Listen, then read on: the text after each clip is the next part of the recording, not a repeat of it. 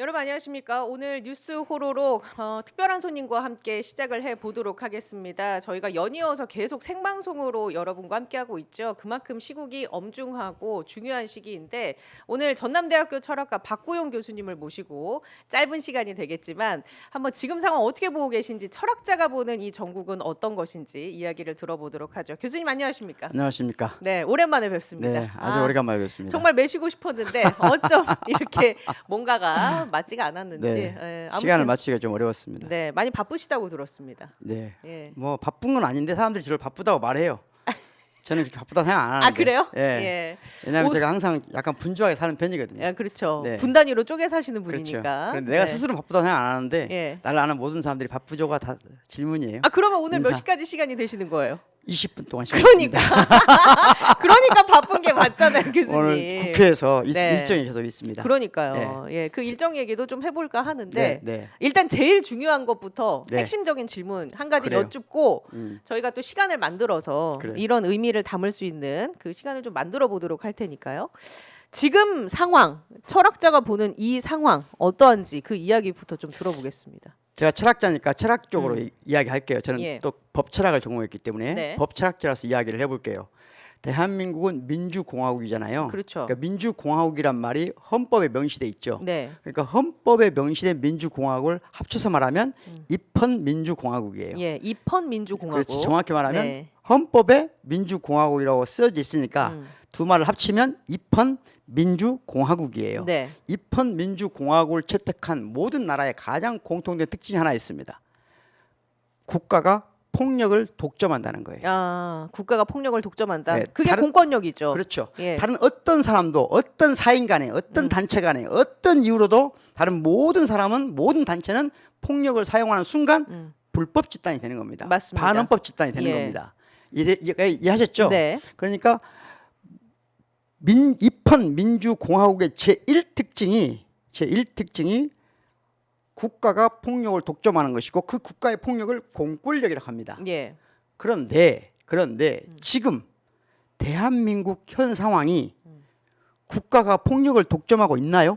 국가가 폭력을 독점하고 있다기보다는 윤석열과 그 측근들이 이 폭력을 사적으로 쓰는 거 아닙니까? 그렇죠. 다시 말하면 국가 폭력 독점, 즉 공권력의 국가 독점 상태가 붕괴된 거예요. 이건 국가가 기본적으로 입헌 민주공화국이 붕괴 위기에 있다는 걸 말하는 겁니다. 그게 붕괴를 넘어서 사유화까지 가는 게 또 네. 문제 아닙니까? 일단 사유화는 다 두 번째 문제고 예. 가장 중요한 건 국가 권력을 국가가 가지지 않고 개인이 가지고 있다는 것. 그러면 이게 다른 말로 하면 내란인 겁니다. 그러니까 내란이 어디까지 발전했냐? 내전의 단계로 발전하고 있는 거예요. 예. 내전이 실질적인 내전이 일어나면 나라가 정말 망하는 겁니다. 네. 나라가 두 개로 쪼개진다는 말이거든요. 그렇죠. 그러니까 지금 예를 들어서 쉽게 생각해 볼 수 있잖아요. 대한민국은 입헌 민주공화국이다. 그러면 두 개의 큰 축이 있어요. 민주주의, 법치주의. 네. 민주주의, 법치주의. 약간 정치적으로 보면 조금 보수적이다. 그러면 민주주의와 법치주의를 동시에 인정하는데 법치주의를 조금 더 높이 치는 우선성을 부여하는 게 보수예요. 예. 진보란 민주주의와 법치주의가 균형을 유지하길 바라지만 그럼에도 불구하고 위기 상황에서는 민주주의를 조금 더 위에 놓고 보는 거예요. 그런데 지금 현재 내란이라고 하는 것은 민주주의와 법치주의를 벗어난 거예요. 아예 벗어나서 벗어나 버린 거예요. 네. 그러니까 반민주, 반법치예요. 음. 반민주, 반법치의 수계 우두머리가 지금 윤석열 대통령이에요. 근데 윤석열 대통령이 새해에 극우 유튜버들과 극우 지지 개인들에게 이런 메시지 내놨단 말이에요. 주권 침탈 세력과 그렇죠. 반국가 세력과 예. 끝까지 싸우겠다. 이건 그걸 어떻게 해석해야 합니까? 자신의 내란을 내전을 통해서 확장하려고 하는 의도예요. 아 정말 나쁜 거 아닙니까 그러면? 나쁜 문제가 아니에요. 이것은 네. 그러니까 도덕적으로 옳으냐 그러냐 문제가 아니에요. 음. 국가가 망하냐 안 망하냐 문제예요. 음. 이것을 좀 나쁜 사람 좋은 사람 이런 차원으로 볼 문제가 아니라니까요. 음. 예전 같으면 죽고 사는 문제예요. 지금은 예. 아주 쉬운 말 하면 윤석열을 지지하는 즉 윤석열의 내란을 지지하고 기꺼이 내전에 선동되는 모든 사람들은 선전선동에 관여하는 모든 사람들은 다른 모든 국민과 지금 내란을 펼치고 있는 거예요. 한쪽이 죽지 않으면 다른 쪽은 죽는 겁니다. 그것을 더 조장하고 있고. 그렇죠. 지금은 다른 길이 없어요. 즉 윤석열의 내란 세력과 타협할 수 있는 어떤 여지도 가능성도 없어요. 대한민국 헌법이 그건 불가능하게 하는 겁니다. 대한민국의 입헌 민주주의 공화국 자체의 공권력을 동권력을 국가가 독점하지 못하는 사태. 예. 이 사태는 없었어요. 역사 이래로. 기존에 여태까지 존재해왔던 없었어요. 역사에는 없었다. 물론 단 한순간 유사 사태가 있었어요. 네. 그게 1980년 5월 18일부터 27일까지 광주예요. 예. 그것은 민주주의와 법치주의를 국가가 유린했기 때문에 당시에 예. 전두환 군부가 네.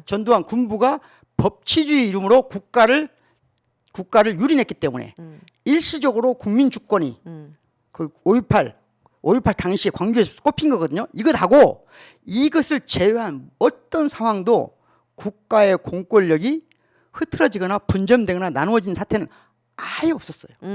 있을 수가 없는 거예요. 예. 그러니까 이것은 도덕적으로 옳으냐 그러냐 나쁜 놈이냐 아닌 놈이냐 이런 문제가 아니에요. 그냥 이 국가에 파괴하는 자예요. 국가를 파괴하는 자다. 그렇죠. 대한민국 입헌 민주주의 공화국을 예. 파괴하는 거예요. 헌법 유린이에요. 네. 그러니까 빠른 시간 내에 조속히 이 사람은 뭘 해야 된다? 사회와 격리시켜야 한다. 그 사회가 격리시켜야 되죠. 예. 그러면 저쪽에서 이런 말 주장할 수 있어요. 내전 그러면 양 두 개의 권력이 싸우는 건가? 아니에요. 지금 한쪽은 대한민국이 부여한 정당한 권력, 공권력하고 한쪽은 그것을 국가가 허락하지 않는 방식으로 점유 취득하고 있는 폭력 세력이에요. 예. 이 권력과 폭력이 지금 충돌하는 거예요. 이렇게 봐야 된다. 네. 예, 그리고 그러면 그쪽에서는 그럴 거 아니에요. 우리가 권력 정당하다. 계속 그런 주장하잖아요. 예. 자, 우리가 두 개의 즉 제가 보기에는 지금 범민주 진보 진영이 공권력을 대변한다면 윤석열을 지지하는 사람들이 공권력을 분점해서 예. 폭력적으로 사용하고 있는 거예요. 이 두 집단 중에 누가 정당하냐고 누가 답변할 수 있냐 이거죠. 자, 답변도 똑같은 거예요. 네. 민주주의와 법치주의의 논리에 따라서 그 답변이 결정되는 겁니다. 그럼 법치주의는 어느 쪽이 권력이고 어느 쪽이 폭력이라고 결정했어요? 법원에서 체포영장 발부했잖아요. 네. 그럼 여기가 정당한 공권력이란 그렇죠. 말입니다. 나머지는 저항하는 세력은 폭력이라고 이미 법치주의가 결정을 했어요. 그리고 또 한쪽은 뭐예요? 민주진영이죠. 민주주의가 국민 다수가 70%가 탄핵을 원하는데. 탄핵을 원하고 네. 지금 구속 기소를 원합니다. 네. 그러면 이미 결정 난 거예요. 누가 대한민국 입헌 민주주의 공화국을 대변하는 공권력의 편에 서 있고 누가 그것을 파괴하려는 폭력의 편에 서 있는가? 국가를 전복하려는 세력이다. 이 두 간의 내전은 신속하게 끝내야 된다. 예. 길어지면 길어질수록 시간의 길이만큼 예. 내전을 수습하는 기간이 길어진다고 보입니다. 비례해서 예. 길어질 수밖에 아니 없다. 비례 정도가 아니에요. 더 그렇습니다.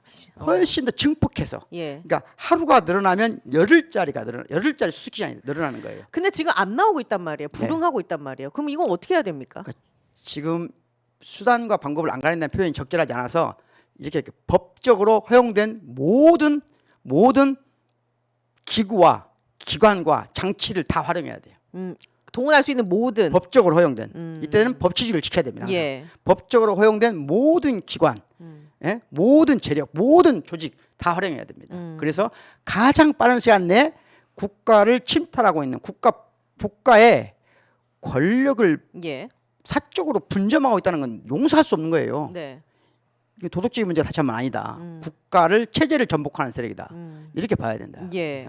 그 오늘 그 국회에서 예정돼 있는 행사가 있던데 어떤 건지 잠깐 안내를 해주시죠. 예, 국회에서도 이제 두 가지 여러 가지 행사가 있는데 예. 국회에서 우선 이제 과연 이 빛의 혁명을 지나서 어떤 식으로 새로운 대한민국을 만들어야 되는가?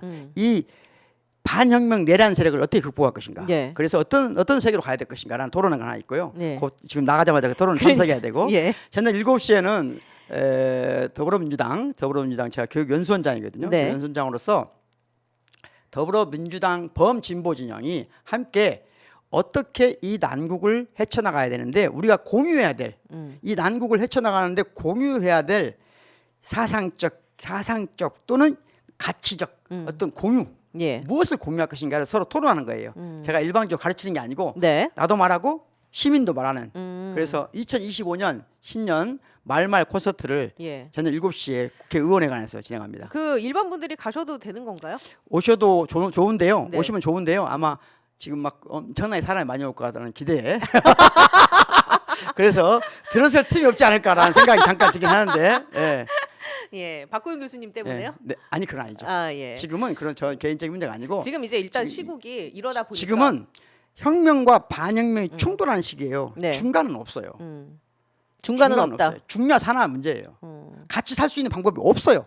그래서 지금 그 책도 그런 네. 취지에서 쓰인 책입니까? 아 그렇습니다. 제가 이제 예, 책을 내셨다고 열흘 해서. 동안 예. 열흘 동안 이 철학자로서 이 네. 시대를 이해하고 이 시대에 갈 방향을 잡기 위해서 쓴 책인데 음. 그래서 빛의 혁명과 반혁명 사이 빛의 혁명과 반혁명 사이. 네. 네. 좀 이제 가능하면 제가 철학자다 보니까 나도 모르게 글을 어렵게 쓰는 경향이 있거든요. 그래서 예. 좀 쉽게 이야기체로 네. 썼습니다. 그 읽어보시면 책도 예, 많이 사랑해 주시고 그 책을 읽으면 지금 일어나고 있는 사태에 대해서 그렇습니다. 우리가 어떻게 들여다봐야 하는지 네. 뿌리가 뭐고 음.